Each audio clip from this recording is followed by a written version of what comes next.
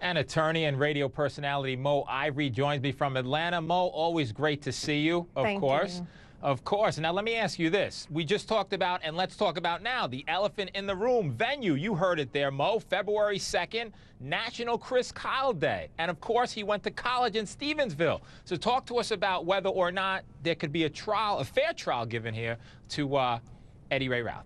Well, this is a question that always comes up in high-profile cases, Joey. You know that. And, you know, a defense attorney is always going to say, change a venue. You know, I can't find jurors that can be impartial, and it's important to change the venue. Sometimes they win that argument, but most times they don't, because it really is one of those questions, where could you go that people would not know about Chris Kyle? And at this point, with a movie that has been nominated for an Academy Award, a movie that everybody, you know, I saw the movie myself. I had not heard of Chris Kyle before this, but now that everybody has seen this movie, it would be very hard to move it anywhere. Milwaukee, Chicago, anywhere else in Texas. I mean, it just would be impossible for jurors not to understand this. But that's not our justice system to say that a juror can't know about the case or can't know about what happened. It's, can they be impartial? Can they take the evidence? Can they come back and give a fair verdict? Sure, that's always the issue, Mo. I think the real concern, though, where even though all of us around the country know, when you have a guy who's so local to Stevensville, they're more, you know, potentially sympathetic to him, and therefore it may be more problematic.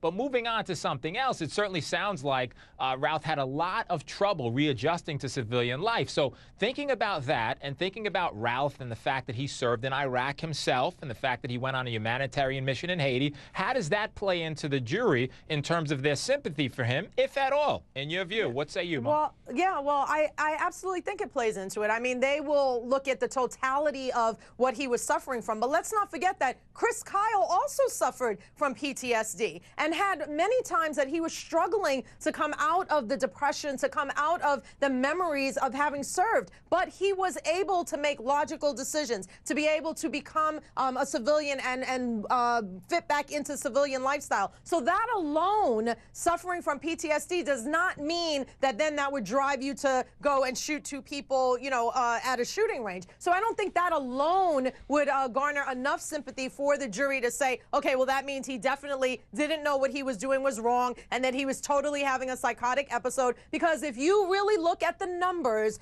there is a majority of military personnel that come home and suffer from PTSD. They do not turn around and commit two murders. Well, you better believe that's a point, Mo, that the prosecution is going to be making and very clearly to this jury as we move forward. Mo, don't go anywhere, and you at home don't go anywhere, because what we want to talk about is these eerie text messages. Now, they became a key piece of evidence in the American Sniper trial. You remember Chris Kyle texted his friend about the killer just moments before they were both gunned down and killed. So up next, how those disturbing texts could sway jurors about Eddie Ray Routh's state of mind.